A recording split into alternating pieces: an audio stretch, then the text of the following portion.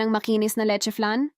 Panoorin mo muna tong video dahil ipapakita ko sa'yo kung paano gumawa ng leche flan na sobrang creamy, silky smooth, at literal na nagme-melt sa bibig. Walang butas, walang lansa, at siguradong mapapabilib ang lahat sa unang subo pa lang. Tara, simulan na natin. Unahin muna nating ihiwalay ang egg yolks sa egg whites dahil pure egg yolks lang ang gagamitin natin sa recipe na ito. Isa-isang ilagay ang mga egg yolks sa isang malaking bowl para makasiguro tayong walang mahahalong bulok na itlog. Ang ginamit ko rito ay jumbo-size egg yolks. Dahan-dahan natin itong hahaluin. Huwag masyadong mabilis at iwasan ang matinding pagbibit dahil kapag maraming hangin ang pumasok sa mixture, mas malaki ang posibilidad na magkaroon ng mga butas ang leche flan pagkatapos maluto. Sunod, ilagay natin ang 2 teaspoons vanilla extract. Dahan-dahan nating idagdag ang evaporated milk. Kahit anong brand ay pwedeng gamitin, pero ang personal kong marirecommend ay Alaska Evaporated Milk na kulay red. Hindi ito sponsored pero base sa experience ko, mas creamy at mas masarap talaga ang nagiging resulta ng leche flan kapag ito ang gamit. Isunod naman natin ang condensed milk.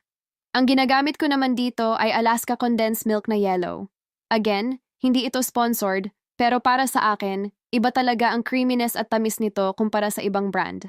Pagkatapos mailagay ang lahat ng ingredients, dahan-dahan lang ulit ang paghalo. Huwag tayong magmadali.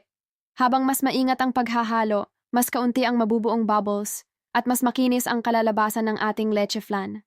Next, salain natin ang mixture ng 4 na beses. Napakahalaga ng step na ito dahil dito natin natatanggal ang maliliit na namuong itlog at mga bubbles. Isa ito sa pinakamahalagang sikreto para maging sobrang pino, makinis, at halos walang butas ang texture ng leche flan. Pagkatapos salain, i-rest natin ang mixture ng 2 to 3 hours para mawala ang mga natitirang bubbles. Isa rin ito sa mga sikreto para maging mas makinis at halos walang butas ang ating leche flan. Habang naghihintay, gawin naman natin ang caramel. Sa bawat lanera, maglagay ng 1 to 2 tablespoons na asukal, pagkatapos ay tunawin ito sa pinakamahinang apoy hanggang maging kulay golden amber. Huwag hayaang masunog ang asukal dahil magiging mapait ang caramel.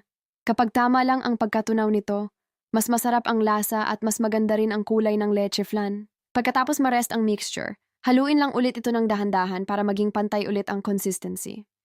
Pagkatapos ay maingat na ibuhos sa mga yanerang may caramel. By the way, shout out nga pala kina Ma'am Teresa Millares Orlanda ng Malasiki, Pangasinan, Ma'am Thelma Baldomero ng Angono, Rizal, at kay Ma'am Analisa de Leon Francisco ng Paumbong, Bulacan. Maraming salamat po sa walang sawang suporta. God bless po. Takpan ng aluminum foil para hindi matuluan ng tubig habang ini-steam. Kapag kumukulo na ang tubig, ilagay ang mga yanera at lutuin ng 1 oras o hanggang sa maluto ito sa pinakamahinang apoy. Huwag lakasan ang apoy dahil ito ang pangunahing sanhi ng maraming butas sa leche flan. At ito na ang ating leche flan. Sobrang kinis, napaka-creamy. Kung susundin nyo lang ang bawat step at hindi magmamadali, sigurado akong makakagawa rin kayo ng leche flan na makinis, creamy, at pang-negosyo ang kalidad. Grabe, sobrang rich, silky smooth, at literal na nagme-melt sa bibig. Sa bawat subo, ramdam mo agad ang creamy at milky na lasa na hindi nakakaumay. Napakalambot ng texture, halos hindi mo na kailangan nguyain.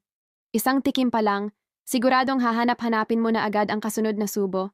Siya nga pala, kung nagustuhan mo ang recipe na ito, huwag kalimutang i-like, i-share, at i-follow para sa mas marami pang masasarap at madaling recipes.